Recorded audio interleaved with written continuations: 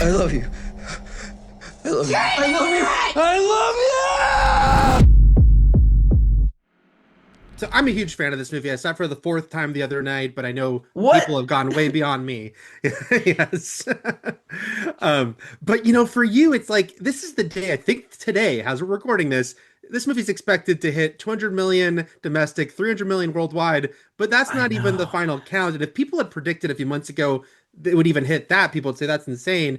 How surreal and exciting has this past month been for you? I've never experienced being in something that got this kind of widespread attention before, so I don't really have a way to measure it. I think the way that I measure it is probably in the amount of people that recognize me when I walk on the street. I think, because it's one thing for it to be all over social media, it's another thing for it to kind of like come into your real life.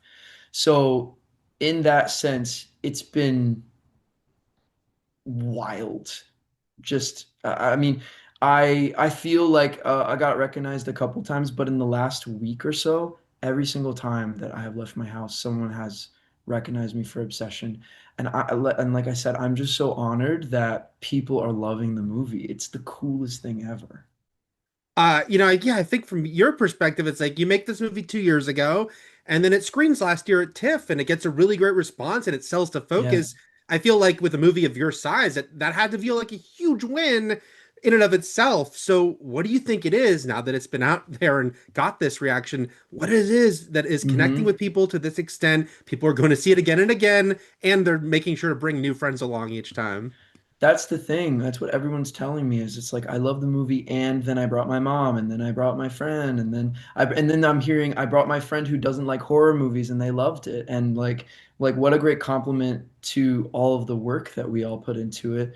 And I think what it is that we made a movie that doesn't tell you how to feel.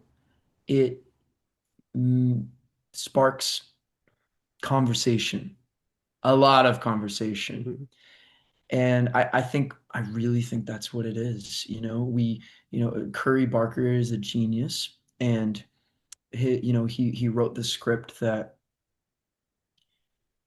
ge- it's it's controversial, and that's what it is. We got people talking, and part of our kind of work was intentionally crafting Bear to trick the audience. It was on purpose. And then we have the incredibly talented Inde Navarrette with her insane performance. She's the horror on the screen, but she's not the bad guy. Like, how could that not get people talking? I think that's what it is.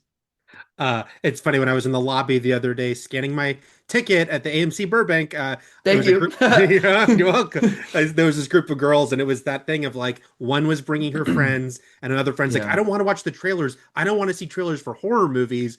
But she wanted to see Obsession, that's so awesome. yeah, it's pretty amazing.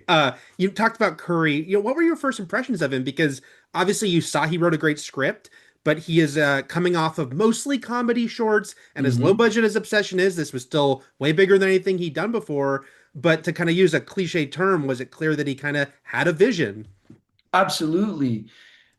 I, I had seen a lot of, Curry and Cooper's shorts, and they're hilarious. And I was surprised that I was reading this really serious piece of work from him, and I loved it.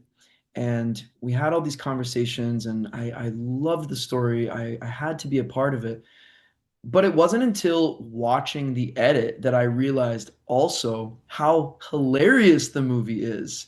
And Curry's a genius. And meeting him for the first time, I didn't actually audition. It was just a meeting. So I had read the script and I got to meet with him. And that first meeting with us was mostly just us talking about geeking out on the movies that we like, especially the horror and the psychological thrillers that we like, and what we think really works well and what doesn't. And yeah, it felt so incredibly collaborative with him. And at the same time, he showed up to set every day with an incredibly clear vision. It's almost like he'd already edited the movie before we even shot it. Yeah, it's like as you're mentioning how, you couldn't tell until you're watching it how funny it would be. I mean, I think the movie's magic trick is that as super dark as it is, and as super dark as Mhm. the conclusion is, it's also fun. It's also a fun watch, Yeah.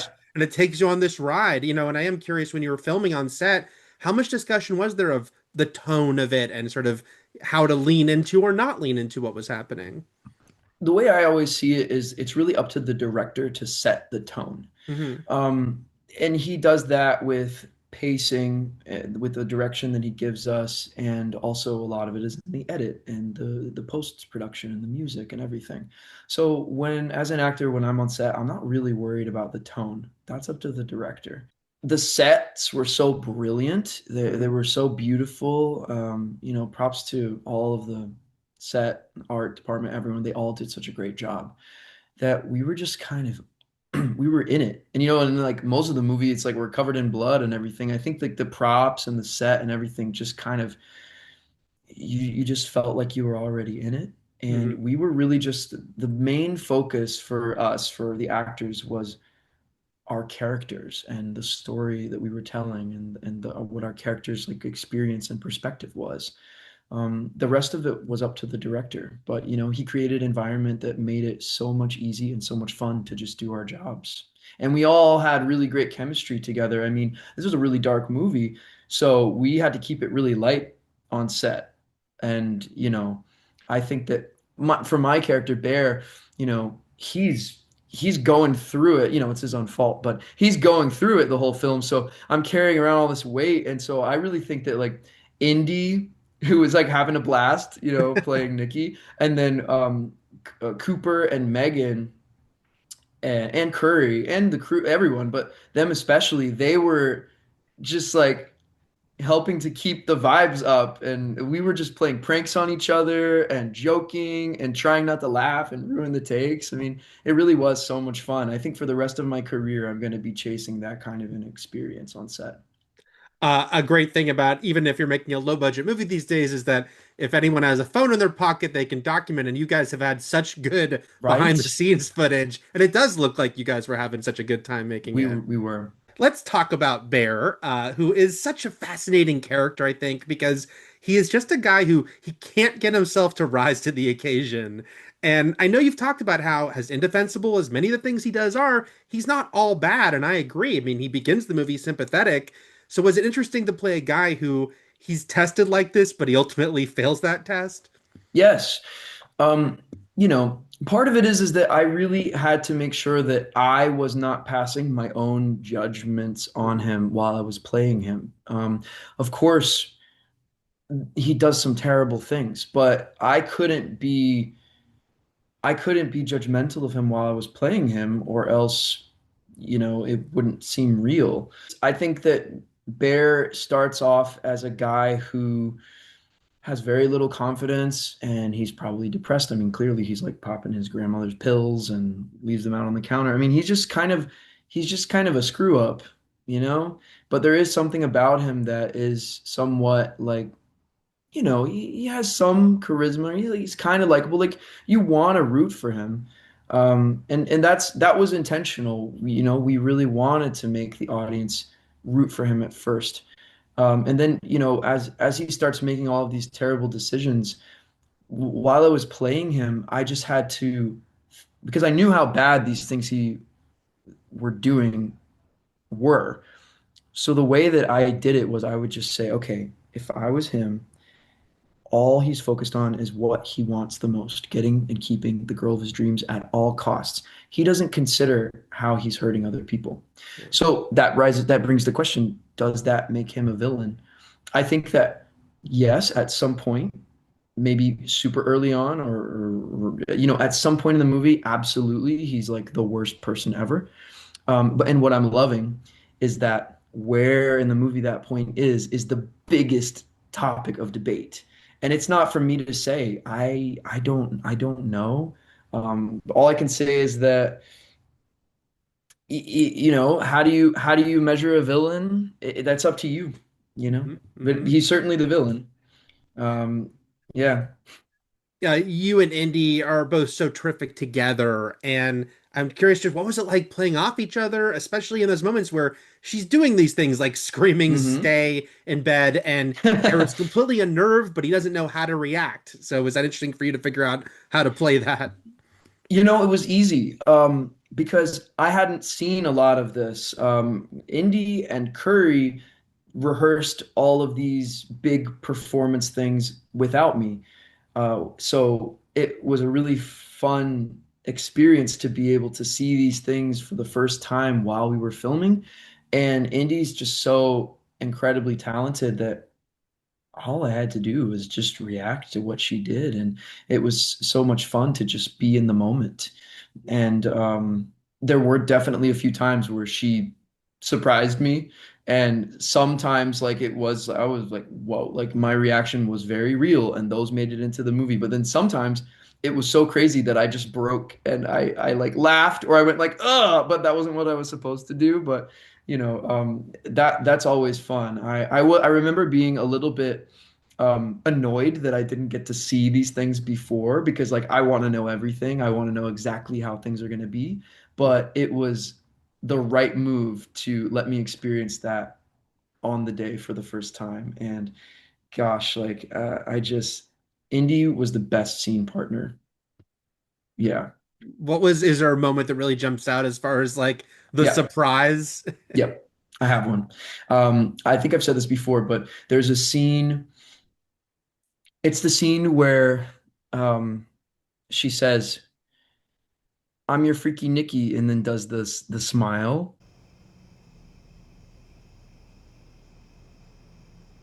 I'm your freaky Nikki. I had not seen the smile. I'd never seen her do it, and it was so good. The shift was so dramatic that I just was like, I think I just made this sound of disgust. It was just like, "Ugh." And I remember Curry being like, "Michael, shut up! Like you're ruining the take." But yeah, that was the moment for me that just I don't even remember if I knew that she was going to do a smile. Like maybe it was in the script and I just forgot, but I just remember either way, I forgot. I didn't know that she was going to do it, so that really got me. At some points, you have this tricky thing of having to act out in action. And a moment that really stood out to me watching it again the other night is when she hurts herself at the party and Bear just shuts Hmm. down. You hear Hmm. Ian screaming and he is just like gone blank. And I love how you play that. And I'm just Yeah, curious, did you see him as a guy who just can't process what's happening and his own responsibility and guilt? absolutely. He doesn't have the tools to process it, and he's completely avoidant, and he just shuts down. He can't handle he can't face up to there's so much guilt and he just shuts down. That's exactly what it is. And it's a really interesting reaction, because it's not what I would do as Michael. I would have been like, I mean, look, I never would have been in that situation, but let's say I was for some reason. I think that I would have been horrified and gotten up and tried to help, right? Like that's what a lot of people would have probably done. So it was really fun to play a character like that who could just shut down. It's such a big moment. And it's so funny because when I was doing it, it just felt like, really? Just do nothing? Just nothing? Yeah. It was fun. And it's a great moment in the movie. Uh, Yeah. you're the one who suggested that Bear try to puke up the pills at the last second. Yeah. And what was it about that scene that made you think like this was the right call for that? So we had shot the that moment in as is in the script. And it was basically just everything minus the trying to get rid of the pills. And it was great. So Bear's sitting there, he's taking the pills, he's contemplating whatever's left of his life, and Right. then Nikki makes the wish and then he gets up. That was what was there. It was great. We got a really good take of it. But I just remember thinking, I got the idea and I thought this is the perfect metaphor. Like this sums up who he is. He just can't make the right decision. He has no backbone. So I got the idea, and I remember on that day we were really pressed for time. Like we had to wrap up and get out of the house. It was, I think it may have been one of the last days we were shooting there. So I told Curry, I have an idea. And he was like, nope, we're moving on. I was like, no, no, no, please. And he's like, bro, we have to go. And I'm like, let me tell you. So I told him. As soon as I told him, he was like, go, go, go, action, action. And we did it. And everyone was speechless. And another fun fact, I think that was the only take where I actually swallowed all of the Oh, pills. jeez. So before, I'm like, I'm not gonna dry swallow 20 pills. That's crazy. It's gonna wreck my throat. So I would kind of do it and hold them in my mouth and then like spit them out later. But on that one, I was so in it that I actually did it. And then you see me gag, and that's like a real, like that was real because I actually did it. And I remember like my throat hurt for the next day, but it was so worth it. That's probably one of my favorite scenes in the movie. It's excellent, and kudos on a excellent call on what should happen there, because I really do think it adds such a great extra touch to it. Uh, Yeah. I have to ask though, what were you actually swallowing? Because everyone's gonna wonder Oh that. yeah, I was good question because I wanted to know too. I was like, these aren't caffeine pills or something, right? Because that's gonna kill me. No, but they were completely safe. They were just sugar pills, Oh, completely safe. They really made sure to let me know that they were safe and this is what they are. They did everything right. Like so, I felt completely comfortable. And, that whole scene and a lot of scenes in the movie are so extreme, but, everybody did their job to make sure that we were safe and comfortable and they were really respectful of this, of the really sensitive topic because, it is. But yeah. it feels like pretty much every moment from this movie has become iconic now. And there, from the restaurant scene to Bear and Sarah in the car and what happens there. Is there a scene or moment though that's sort of taken off with the fan base that particularly surprised you, or you were just happy to see Hmm. resonate? I gotta say that I'm not surprised that the scenes that have resonated in that way and become memes, Yeah. are I wasn't surprised by any of them. But I think the one that like really tickles me is when Bear lays back down when she tells him to go back to sleep. You know, the day that we filmed that, I just thought, okay, I'm just gonna do what she says. Like I had no idea. I didn't really think how funny that would be. And that because in my experience seeing the movie with audiences, that's one of the biggest laughs in the movie. Yeah. And it's so awkward because the laugh like comes like it's like you're just like stuck watching him and then like a couple people laugh and then everyone just starts laughing. So I think that's one of my favorite moments, but also just the go back to sleep like that's in that same scene, like the go back to sleep right before that when she like moves backwards back into the corner. I mean, that is like that made the first time I saw that, the hair on my arm stood up. It's so creepy. It's great. You are hitting all my sweet spots right now because I'm a lifelong horror fan, but I'm also a lifelong Marvel Comics fan, and you're about to be Yeah. in X-Men Oh 97. yeah. What's it like to get to join that series, that world, and to voice Nathan Summers?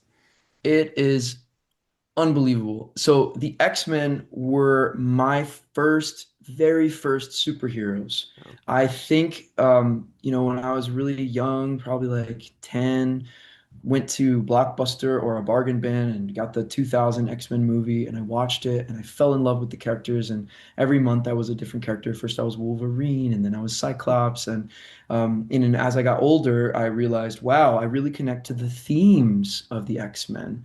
So being getting the call that I was going to play Nathan Summers in season 2 was incredible. And I gotta say, like I've gotten to see a little bit of it.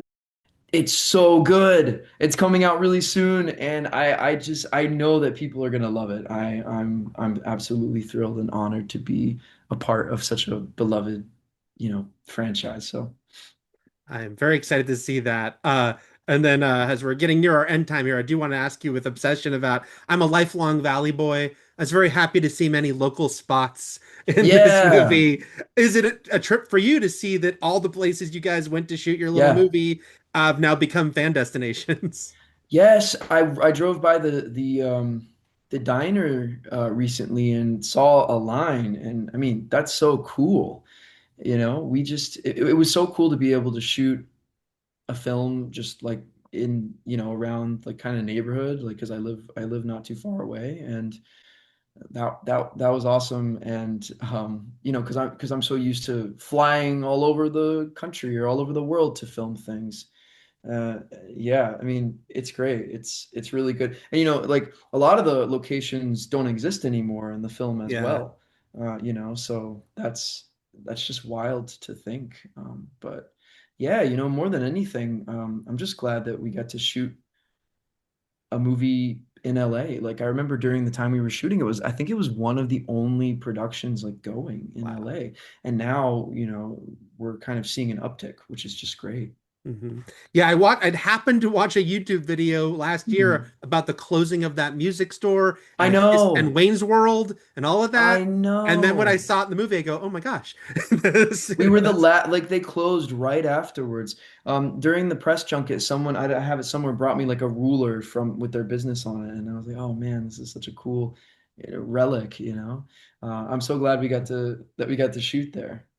I completely agree." Well, Michael, can't say congratulations enough. Can't say I Thank love the you. movie enough, and you're fantastic in it. So thanks, great for talking to you today. Yeah, thank you so much.